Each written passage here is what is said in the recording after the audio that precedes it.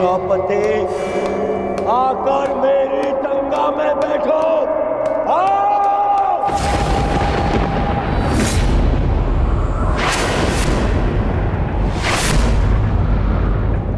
दुर्योधन!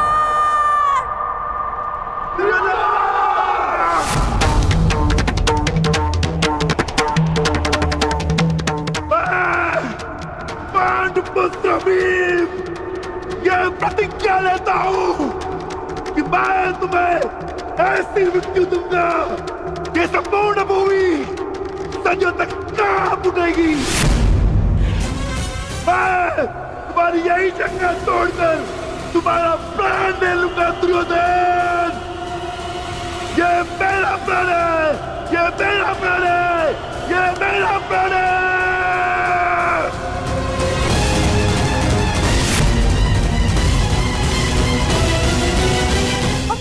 कुलवधू का ऐसा अपमान देखने के लिए आपके पास आंखें तो नहीं है महाराज, पर कान तो है। सुन तो सकते हैं कि ये हस्तिनापुर के विध्वंस के पंजाब है।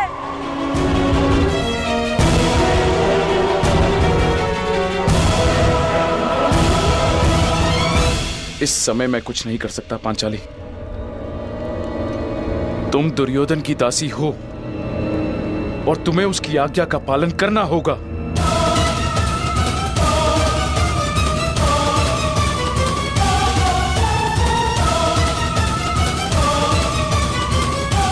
आओ दासी द्रौपदी,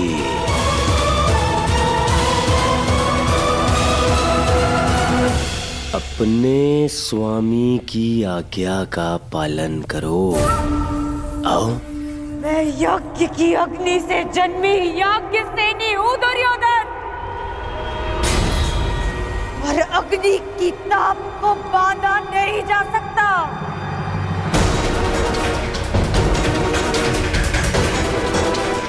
मैं दासी नहीं, मैं स्वतंत्र हूं, और मैं अभी इसी क्षण इस राजसभा का तिरस्कार करती हूं।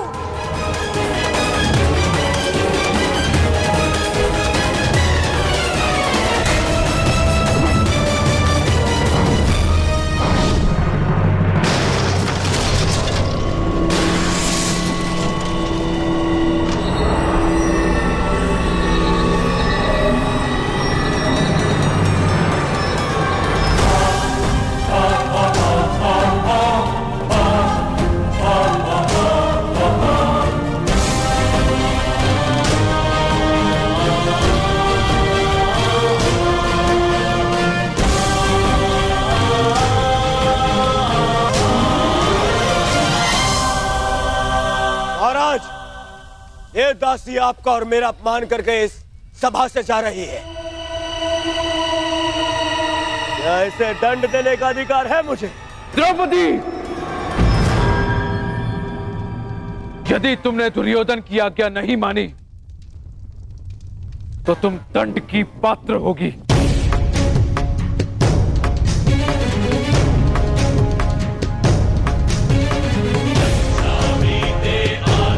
अभी मुझ पे यज्ञ की अग्नि का अधिकार,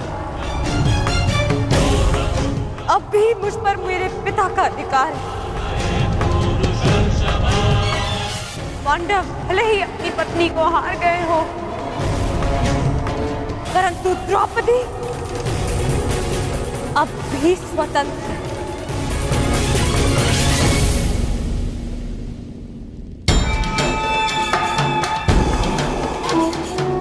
जब तक मन से स्वतंत्रता का मान नहीं जाता, तब तक दासत्व का भान नहीं होता।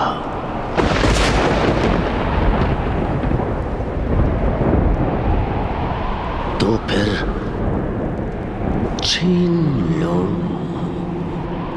आन इसका।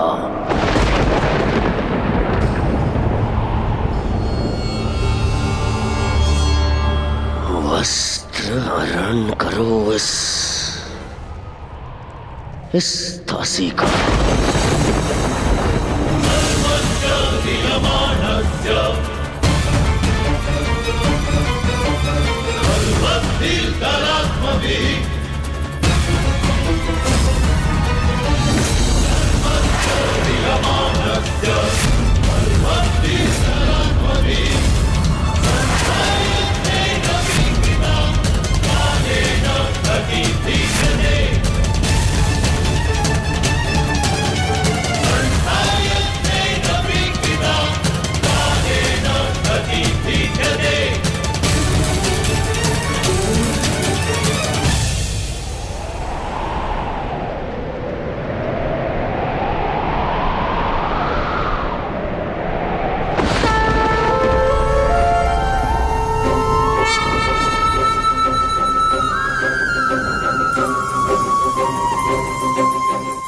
असंभव! तुमने इस विषय में सोचने का दुस्साहस भी कैसे किया दुर्योधन? जब मनुष्य पर नाश चाहता है पहले उसका विवेक हार जाता है दुर्योधन। अपने विनाश को आमंत्रण मत दो।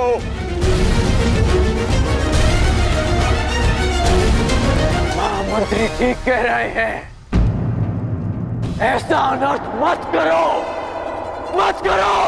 अनर्थ तो अब होगा इस सभा में। आज्ञा दीजिए भ्राताश्री, हम इनका सर्वनाश कर देंगे।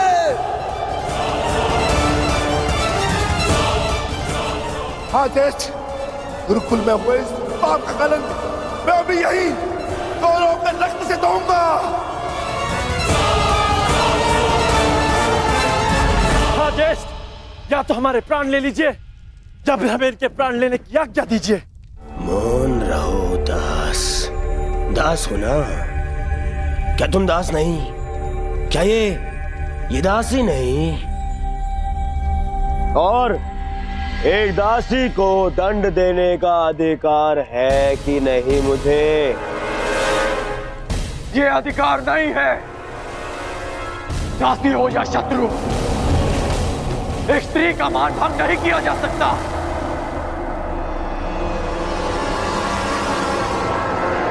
और वो एक कुलवधू है।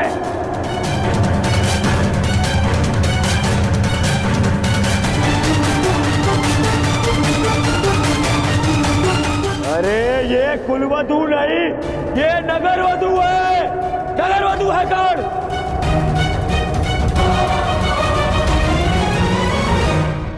तुम बताओ कर्ण, जो हर 2 महीने में अपना पति बदले, वो कौन है?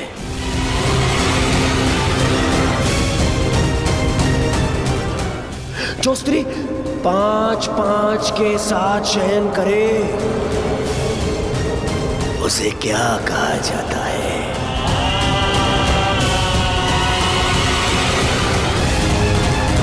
बताओ कर्ण। शब्दकोश में 5-5 पुरुषों के साथ में संसर्ग करने वाली स्त्री को क्या कहते हैं?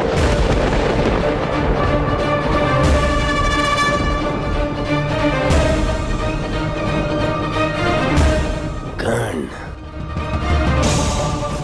तुम्हें अपने गुरु परशुराम की सौगंध, मेरी मित्रता की सौगंध है कर्ण। तुम्हें बोलना होगा। तुम्हें सौगंध है कर्ण? बोलो, क्या शब्द है ऐसी स्त्री के लिए? बोलो कर्ण, सौगंध है तुम्हें, बोलना होगा तुम्हें। सौगंध है, बोलो। क्या कहते हैं? क्या कहते हैं? क्या कहते हैं?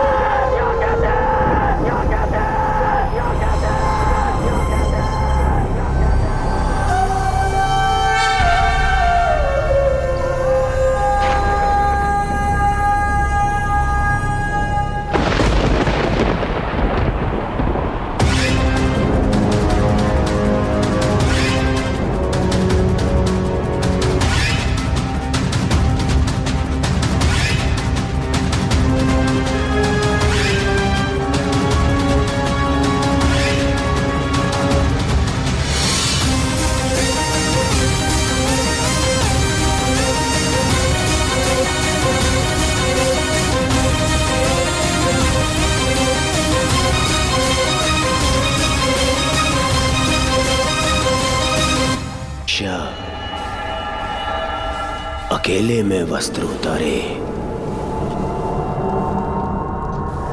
या सबके सामने, कोई अंतर नहीं। उससे उसका मान भंग नहीं होता, अपितु दर्शकों को आनंद मिलता है। दुर्योधन, इसे क्षण बंद करो ये सब। अपने विनाश को आमंत्रण मत दो दुर्योधन। दुर्योधन, ऐसा प्रतीत होता है कि इस समय तुम्हें वस्त्र हरण करने का विचार त्याग देना चाहिए, क्योंकि यदि इस समय वस्त्र हरण किया तो इस सभा में बैठे महापुरुष अपने वचनों को तोड़कर हमारे प्राण भी हर सकते हैं।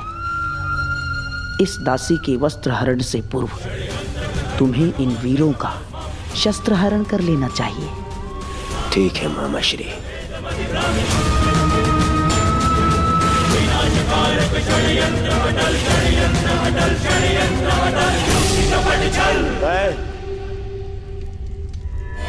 मैं इस दासी को क्षमा करने के लिए तैयार हूं,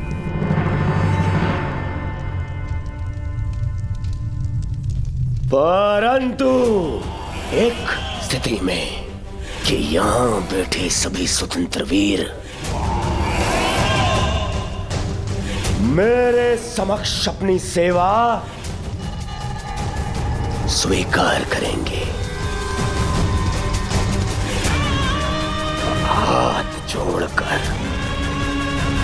हाथ जोड़कर मुझे अपना स्वामी माने, सब शपथ लें कि यदि उनके शस्त्र उठेंगे तो वो केवल मेरे लिए उठेंगे।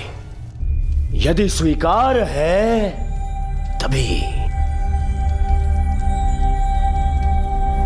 मैं इस दासी को क्षमा कर सकता हूं।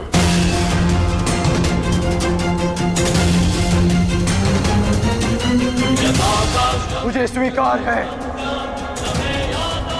कि हमारे शस्त्र केवल तुम्हारे लिए ही उठेंगे। हम शपथ लेते हैं, हम तुम्हारा पक्ष और सेवा कभी नहीं छोड़ेंगे। बधाई हो! दासी द्रौपदी को मेरे होने वाले सम्राट दुर्योधन ने क्षमा कर दिया, परंतु केवल एक अपराध के लिए। दुर्योधन, अगले अपराध पर तुम इसके साथ कुछ भी कर सकते हो, कोई कुछ नहीं कह पाएगा। दासी द्रौपदी को और एक अपराध के लिए उकसाओ दुर्योधन, उकसाओ, ताकि मेरी प्रतिज्ञा और तुम्हारा प्रतिशोध दोनों पूर्ण हो जाए। हैं? अधर्म ने धर्म के पथ पर चलने के सभी अवसर ठुकरा दिए और धर्म का ध्वज थामने वाले मुख बैठे। सृष्टि को अधर्मियों के पाप ने इतनी हानि नहीं पहुंचाई जितना धर्मियों के मौन ने। ये मौन सब कुछ विध्वंस कर देगा। हस्तिनापुर का रथ अपने पतन के मार्ग पर बढ़ चुका है। जा दासी, तुझे क्षमा किया, परंतु तुझे मेरी सेवा में प्रस्तुत रहना होगा। सम्राट हूं मैं, हाँ? नपुंसक दासपतियों से जी भर जाए तो चले आना मेरे पास। ये तुम्हारे सर पे तुम्हारा मुकुट नहीं, तुम्हारा काल नाच रहा है।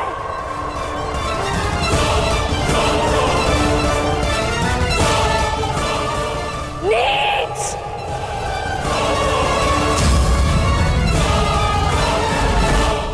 बहुत हो गया, एक बार क्षमा करने के पश्चात भी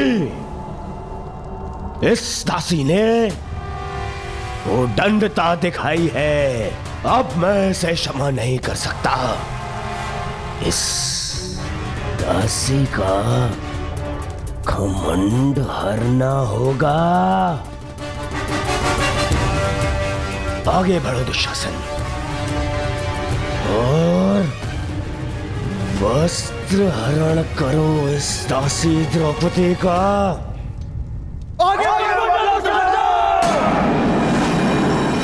सर्वनाश हो जाएगा। हमारे दिए वचन का अनुचित लाभ मत उठाओ दुर्योधन। कौन रहिए आप सब?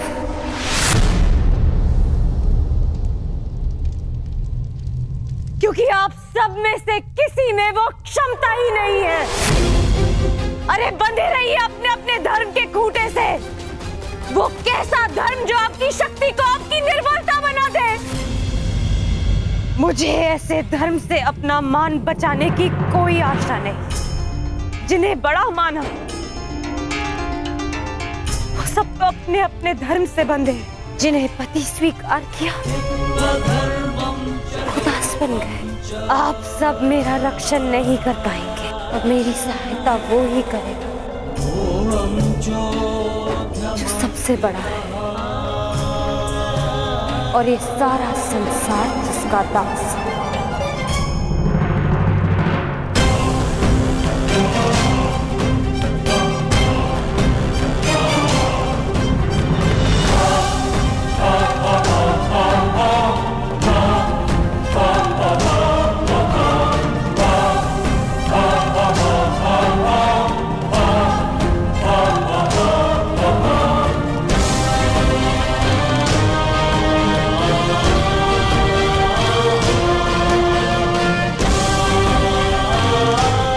आगे बढ़ो दुशासन। आज परीक्षा तुम्हारे बाहुबल की नहीं,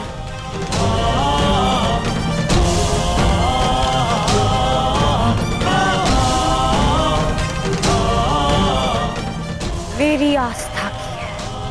और मुझे विश्वास है कि आज सभा में बैठे सभी नग्न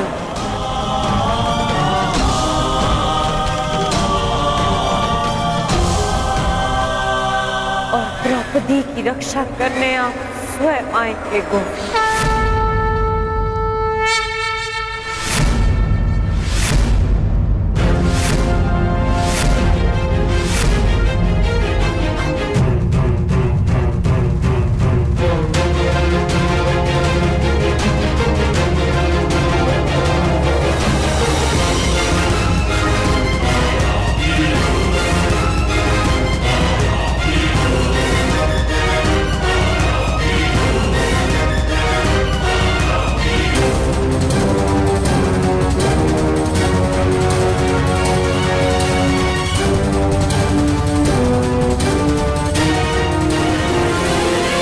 गोविंद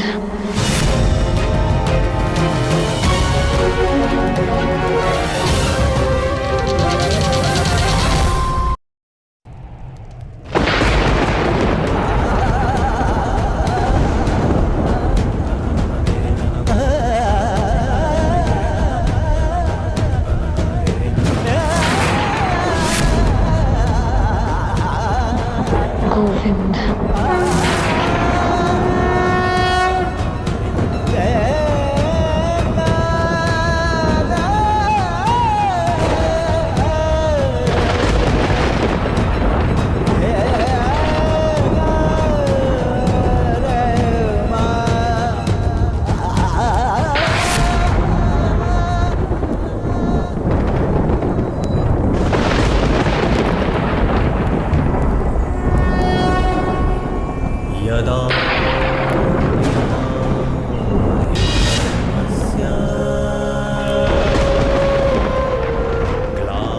इस चीर के हर धागे का ऋण 100 गुना करके चुकाएगा तुम्हारा ये सखा।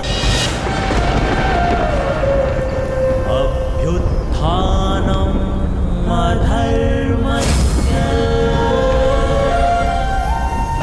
तदात्मानं सृजा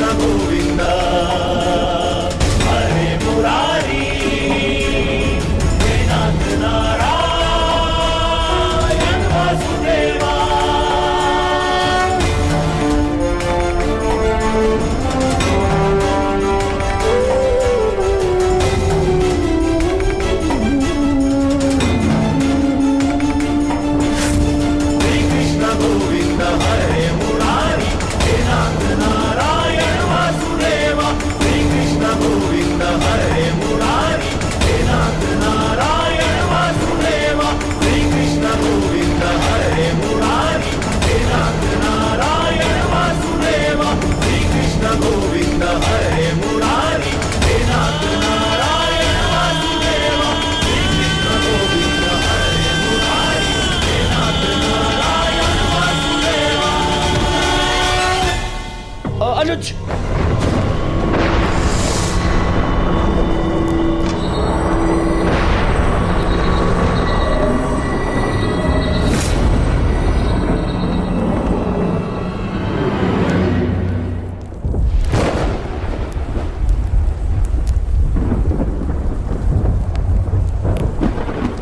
द्रौपदी,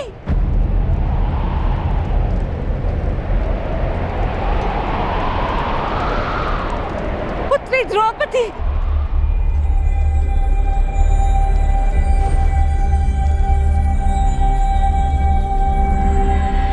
ये क्या अनर्थ हो रहा है सभा में?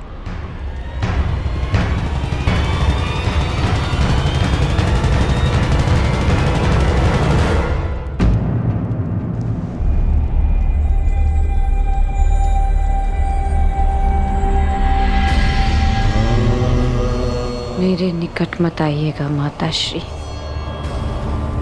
मैं मलिन हूँ।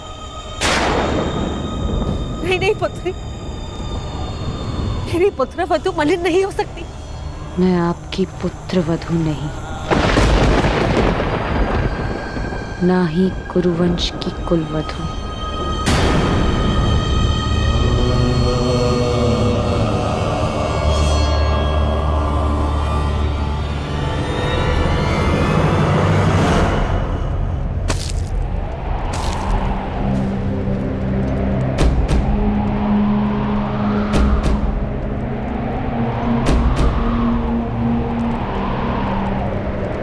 और ना ही आपके पुत्रों की पत्नी।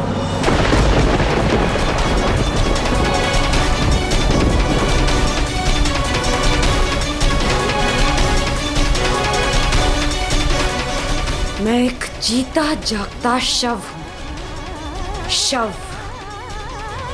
इस संसार की स्त्रियों की लुटी हुई मर्यादा का मैं कुंड हूं, इस सृष्टि की सभी स्त्रियों के आंसुओं का। आज मैं अग्नि नहीं, आज मैं अग्नि सुता नहीं, स्वयं अग्नि हूं।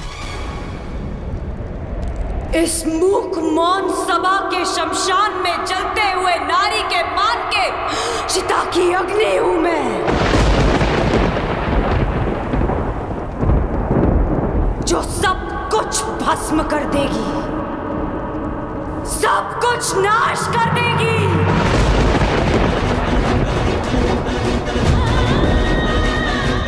मैं जीव नहीं, साक्षात मृत्यु हूं, केवल मृत्यु। इस सभा में उपस्थित प्रत्येक अधर्मी की केवल मृत्यु।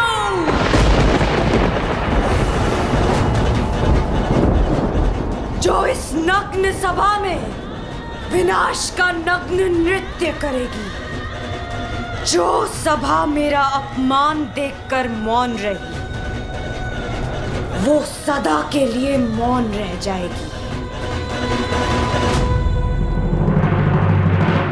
मुझसे हरण किए गए वस्त्र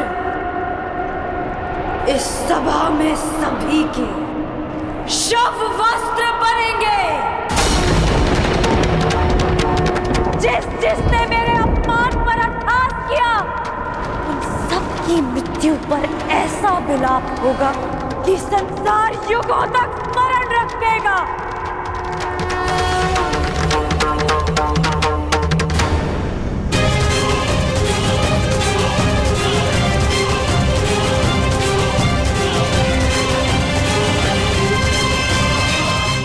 मैं याज्ञ सेनी श्राप देती हूँ इस सभा को। नहीं पुत्री, इन्हें श्राप मत दो। अपनी ज्येष्ठ माता की बात सुन लो। क्यों सुनूं मैं किसी की? क्यों? जब मेरी चीत्कार किसी ने नहीं सुनी तो फिर क्यों? क्षमा कर दो पुत्री। मेरा श्राप ही क्षमा है महारानी, क्योंकि यदि दंड दिया तो इसी जीवन के प्रत्येक क्षण में नर्क का अनुभव होगा इन्हें।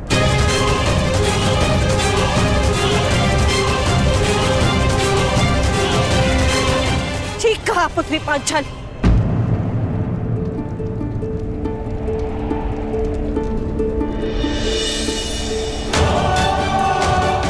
इन सबको जीवन के हर पल नर्क का अनुभव होना चाहिए।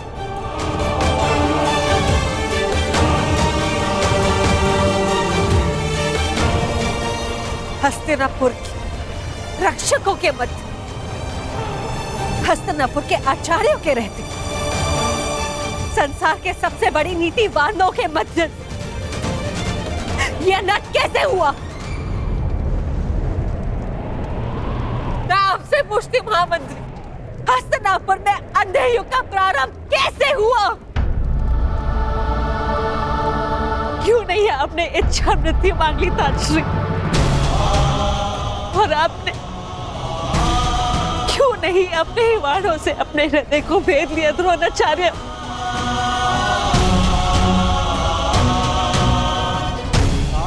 आज तुम्हारे मौन रहने के कारण देवताओं पर से विश्वास उठ चुका है मेरा। कैसे होने दिया ये अपना? कैसे बन गए इनके दास?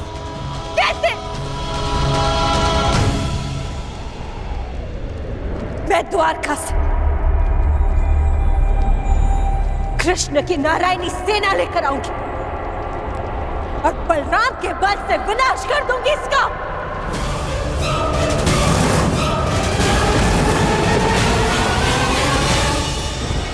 सुन रहे हैं आप महाराज? सुनाई तो दे रही है ना आपको? हस्तिनापुर की ओर बढ़ रहे इस विनाश के पश्चात अपने आंखों पर पट्टी बांधते समय मैंने ये नहीं सोचा था कि एक दिन ऐसा भी आएगा, आप अपने मन की आंखों पर पट्टी बांध लेंगे।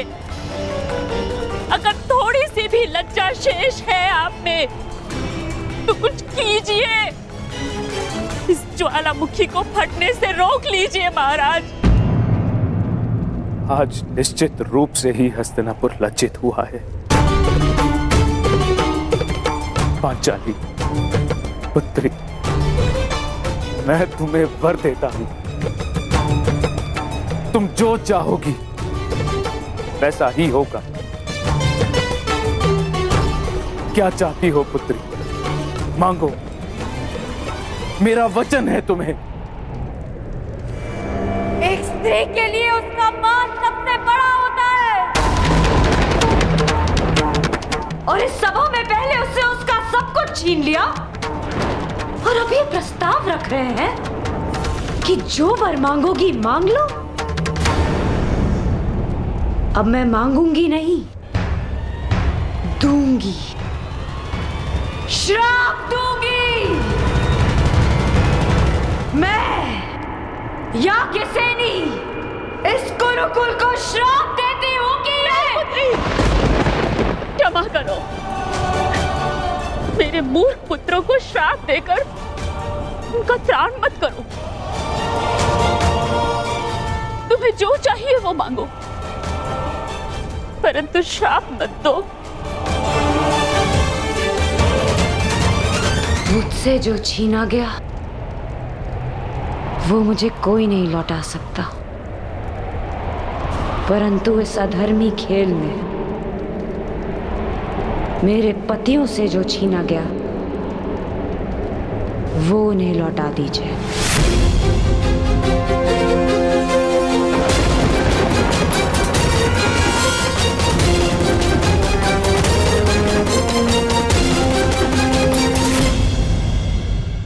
इस अधर्मी खेल में उनसे उनका बल छीना गया, शस्त्र छीने गए, उनका राज्य छीना गया। उन्हें उनका बल, उनका मान, उनके शस्त्र और उनका हारा हुआ राज्य लौटा दीजिए।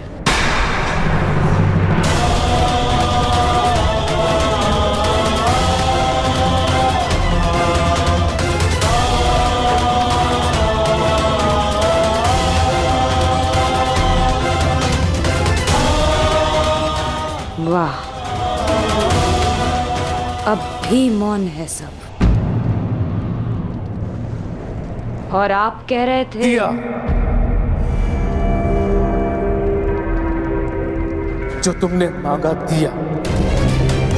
पांडवों का राज्य, संपत्ति, शस्त्र और बल मैं सब लौटाता हूं।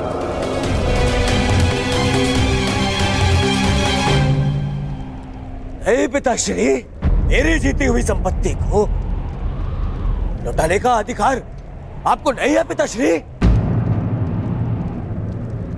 मैंने इस युद्ध में जो भी जीता है वो अपने बल पर जीता है, अपने।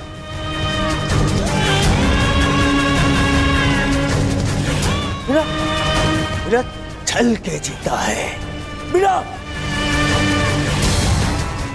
युधिष्ठिर को विवश किए जीता है, बिना धर्म किए जीता है। फिर क्यों मैं इसे लौटा दूं? क्यों? हाँ, आप बताइए महामंत्री, पितामह आप बताइए, आप सब बताइए, क्या इस युद्ध में कोई भी अधर्म हुआ है? कोई भी?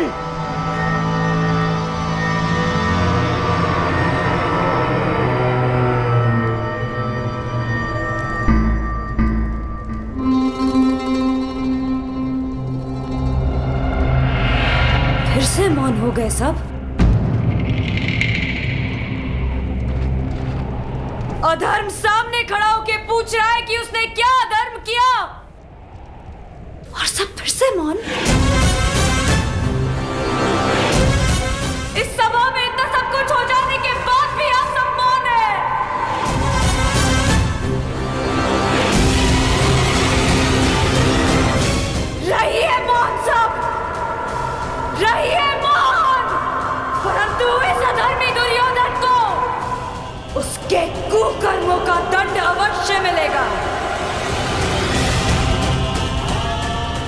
उससे पहले इस सभा में उपस्थित वो हर व्यक्ति जिसने मौन रहकर ये अधर्म होते हुए देखा, उन्हें उनके मौन रहने का दंड मिलेगा।